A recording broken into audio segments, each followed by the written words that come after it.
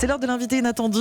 Tous les matins, un sujet d'actualité et une voix, Mathieu, que l'on n'attend pas pour en parler. Les municipales à Paris, dans 3 mois. Info Europe 1 ce matin. Écoutez bien le journal de 7h. Info de Michael Darmon. Le climatologue Jean Jouzel va présider le comité de soutien d'Anne Hidalgo à Paris. On pourrait vous parler aussi du match Griveaux-Villani. On pourrait vous parler de Rachida Dati. Mais ce matin, on va peut-être vous amuser un peu ou alors vous dégoûter avec un enjeu que tous ces candidats ont en tête. Les rats dans la capitale, les candidats en ont fait un enjeu majeur. Comment éradiquer les rats à Paris? Votre invité, Mathieu, c'est Pierre Falgueyrac, expert en gestion raisonnée des rats. Bonjour Pierre Falgueyrac. Bonjour Mathieu. Merci d'être en direct avec nous ce matin sur Europe 1. Alors d'abord, je vais vous poser la question la plus naïve qui soit. Les rats, est-ce qu'il faut les éradiquer? Certainement pas. De toute façon, on ne pourra jamais éradiquer une espèce qui était présente avant nous sur la Terre. Et puis, ils ont leur utilité. Ils ont leur utilité, on va en parler précisément. Mais d'abord, il y aurait à Paris entre 1,5 et 1,8 rats par habitant. Ça fait 7 millions de rongeurs en gros. Tout à fait. Et un risque de prolifération à 2 rats par habitant, c'est ça ?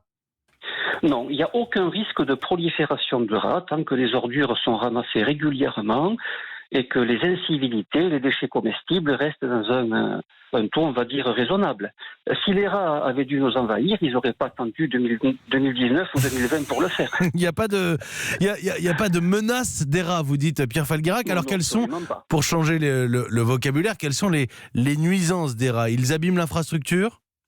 Quand ils sont trop nombreux, ils creusent des terriers sous les trottoirs, ça fait des affaissements de chaussées, on peut se fouler une cheville. Quand ils sont trop nombreux, ils peuvent aller ronger des fils de voitures qui sont garés. Ils grignotent les câbles comme les lapins ? Oui, enfin les lapins ne grignotent pas les câbles. Oh, les lapins domestiques, vous en avez jamais eu à la maison ? À la maison, non. Vous devriez essayer, si vous aimez les câbles. C'est pas le sujet. Est-ce qu'ils sont vecteurs de maladies ou pas, les rats ? Non, absolument pas. Seuls les égoutiers sont concernés par la leptospirose, mais le surmulot, le rat d'égout, ne peut pas transmettre de maladie.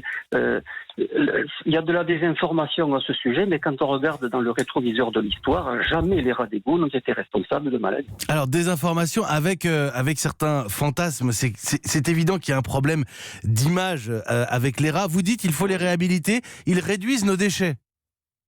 Oui, un rat consomme entre 5 et 10% de l'équivalent de son poids par jour. Ça fait donc grosso modo entre 20 et 25 grammes par jour.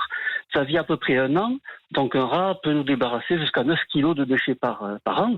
Donc c'est quand même utile dans une société qui ne gère pas bien ses déchets. On peut en faire des alliés des services d'assainissement finalement. Ils alertent aussi des dangers, les rats, et ça on le sait peu. Oui, quand il y a des tremblements de terre, quand il y a... c'est pas à Paris qu'il y aura des... Non, mais par exemple des montées de niveau d'eau ou des dégagements de gaz. Oui, bien sûr, tout à fait. Mais tous les animaux sentent ces choses mieux que les hommes. Les rats aussi. Disons que les rats de Paris, c'est surtout une question d'image parce qu'on en voit beaucoup en surface à cause des travaux. Voilà, alors, la question de l'image, puisque vous en parlez, les autres grandes villes européennes, occidentales, est-ce qu'on a dans ces autres villes le même problème de rats ? Alors, aucune autre ville ne fait autant de travaux en même temps que Paris. Ce sont les travaux qui ont fait ressortir les rats ? Oui, regardez encore une fois l'histoire. C'est depuis que les travaux du Grand Paris ont démarré qu'on parle des rats à Paris. Les travaux d'excavation dérangent des rats installés dans les égouts, dans les caves. Ils sortent en surface. C'est un phénomène tout à fait normal. Regardez les actualités rats partout dans le monde. Dès qu'il y a des travaux.